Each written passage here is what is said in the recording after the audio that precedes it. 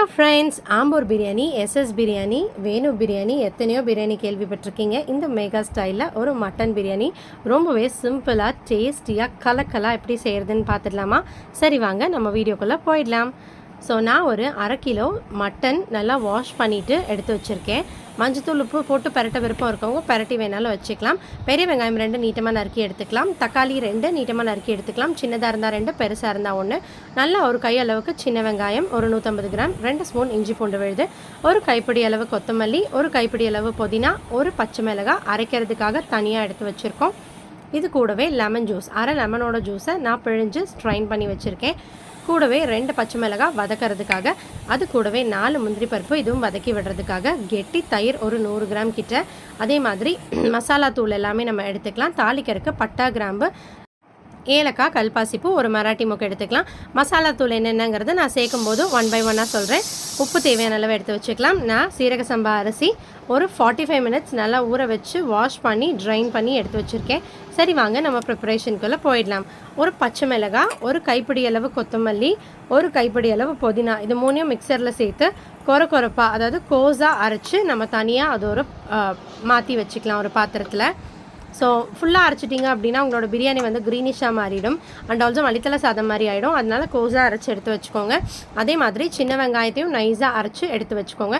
சின்ன வெங்காயம் அரைச்சி சேர்க்கும் போது அந்த பிரியாணியோட டேஸ்ட் அல்டிமேட்டாக இருக்குங்க, தூக்கலாக இருக்கும்.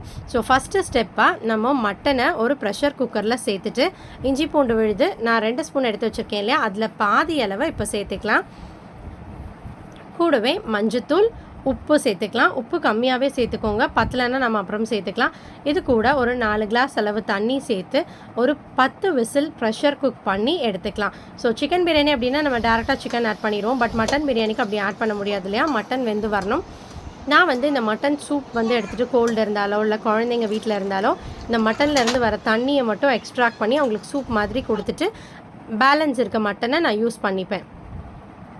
அதே ப்ரெஷர் பேனை லைட்டாக ஒரு கழுவிட்டு அது கூடவே நம்ம எடுத்து வச்சுருக்க தாளிக்கிற பொருள் எல்லாமே சேர்த்துக்கலாம். அது கூடவே முந்திரி பருப்பு 4யும் உடச்சி போட்டு சேர்த்துக்கோங்க.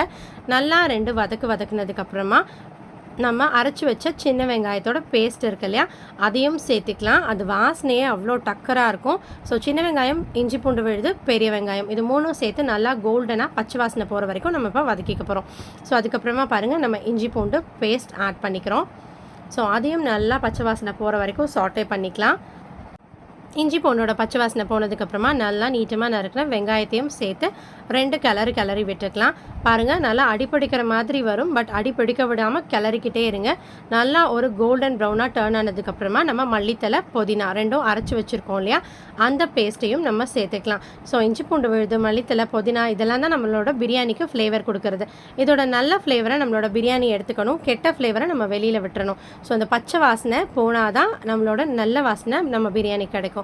அது கூடவே 2 பச்சை மிளகாய் ஜஸ்ட் கீழே கீறிட்டு நான் வச்சுருந்தேன், அதையும் நான் ஆட் பண்ணிக்கிறேன். தேவையான அளவு உப்பு சேர்த்து வதக்கிக்கலாம். ஒரு 2 நிமிஷம் வதக்கி விடுங்க.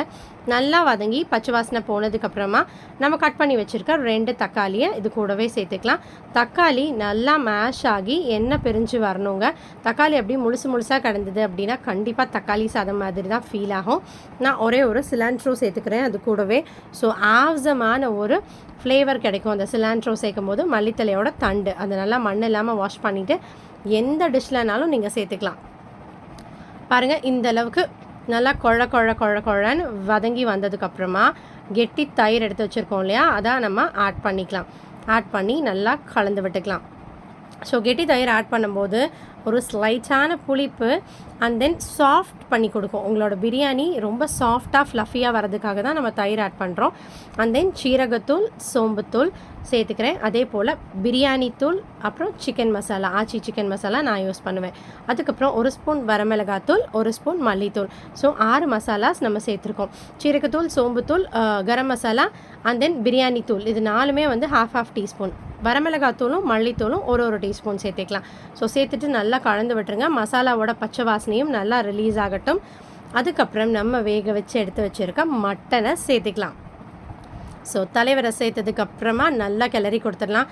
பாருங்களேன், எவ்வளோ அழகாக இருக்கு இல்லையா, நம்மளோட இந்த மிக்சரே பார்க்குறக்கு சூப்பராக இருக்குது. ஸோ நம்ம ஒரு 70% ஆஃப் ஒர்க் வந்து கம்ப்ளீட் பண்ணிட்டோம். இது கூட நம்ம வடித்து வச்சுருக்க அரிசியும் சேர்த்துக்கலாம். தண்ணியெல்லாம் வடித்து ரெடியாக வச்சுருக்கோம் இல்லையா, அந்த அரிசியும் சேர்த்துக்கலாம். சீரக சம்பா அரிசி அப்படின்னா 1 கப் அரிசிக்கு 2 கப் தண்ணி நீங்கள் சேர்க்கணும். அதே பாஸ்மதி ரைஸ் அப்படிங்கும்போது 1.5 கப் வந்து மச் மோர் எனஃப். பத்தாது, கொஞ்சம் குறைவாக வேணும்னு நினைக்கிறவங்க 1.25 கப் சேர்த்துக்கலாம். ஸோ நம்ம இன்றைக்கி சீரக சம்பா எடுத்துருக்கனால நான் 2 கப் தண்ணி அளந்து பாருங்கள். நம்ம மட்டன் வேக வச்ச தண்ணியே என்கிட்ட 3 டம்ளர் இருக்குது. நான் அதை சேர்த்துச்சு, அது போக 1 டம்ளர் மட்டும் தண்ணி ஆட் பண்ணிக்க போகிறேன். ஸோ 2 கப் ரைஸுக்கு 4 கப் தண்ணி, ரேஷியோ 2:4. அவ்வளோதான்.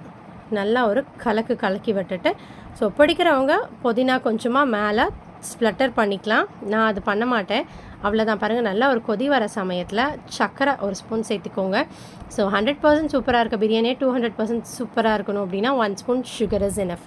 அதே மாதிரி நம்ம எடுத்து வச்சுருக்க லைம் ஜூஸ், இது ரெண்டும் ஃபைனல் டச்சாக நம்ம ஆட் பண்ணணும். ஆட் பண்ணி நல்லா ஒரு கலக்கி விட்டுட்டு குக்கரை க்ளோஸ் பண்ணி ஒரு விசில் போட்டுட்டு ஒரு 5 மினிட்ஸ் சிம்மில் வைக்கணும். அதாவது ஒரு விசில் வரணும். விசில் வந்ததுக்கப்புறமா அடுப்பை நீங்கள் சிம்மில் வச்சிங்கன்னா ஒரு 5 நிமிஷம் மிதமான தீயில் உங்கள் பிரியாணி இருக்கணும். ஸோ இல்லை அப்படின்னா தம் வைக்கிறவங்க வச்சுக்கலாம். அது இன்னொரு மெத்தட், அது நம்ம இன்னொரு வீடியோவில் பார்க்கலாம்.